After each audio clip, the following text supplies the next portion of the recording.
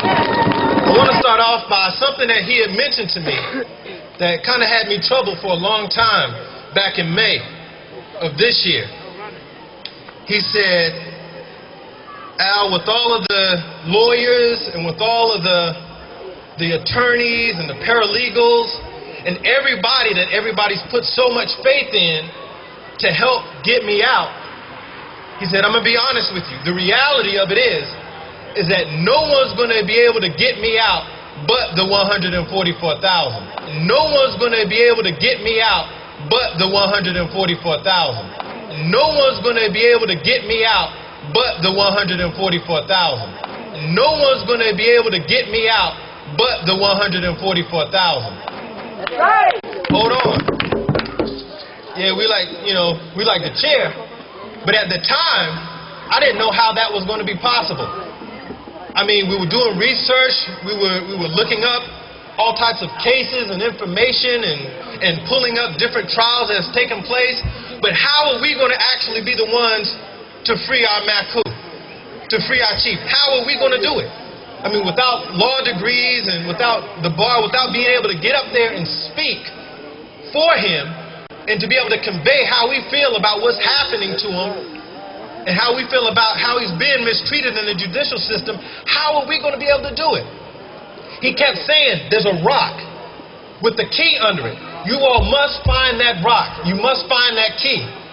It's hidden somewhere, but you all have to find it. He came trotting on amongst us. Next thing I know, this guy's following me.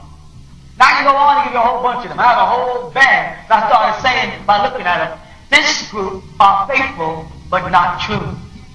They won't last. They'll serve the purpose, but they won't last. Now we have to breed out of these people, these children, to prepare for the rapture. I knew I had 30 years. You with me?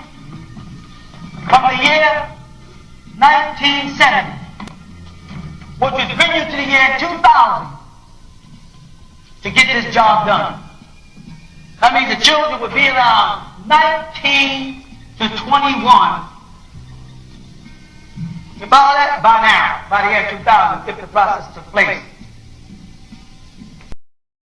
Did you know that the Great Pyramid of Giza originally had 144,000 white, alabaster casing stones arranged with flawless precision over the currently visible stone architecture? Legends claim each was carved with an individual name, said to be one of those written in the Book of Life, and that those named would be counted among those precious and few saints who will find everlasting life in the great beyond. What is so particularly interesting about this legend is the fact that the Book of Revelation speaks of 144,000 saints, who during the end of days, will rise up and strike down the evil that has infected our world. Furthermore, Gnostics claim these names were engraved by God's adopted son Enoch and were destroyed in an effort to negate the events spoken of in Revelation. Well, Justin Wagner said, see, the answer, all you did was Adam Young. He said, you know who it is. This was an aborted idea. Remember that? They knew that in the prophecy. We didn't realize that the generation we were raising would be classified, or like I would say out of my mouth, first fruit is faithful but not true. The first fruit is faithful but not true. Talking, now realizing we're talking about the children, that the first fruit is faithful but not true. So the children were the first generation of kids born to us would be, they'll stay faithful. They're just, some of them are still staunch Orthodox Muslims. But they're not true enough to follow us on the path, right, of right now.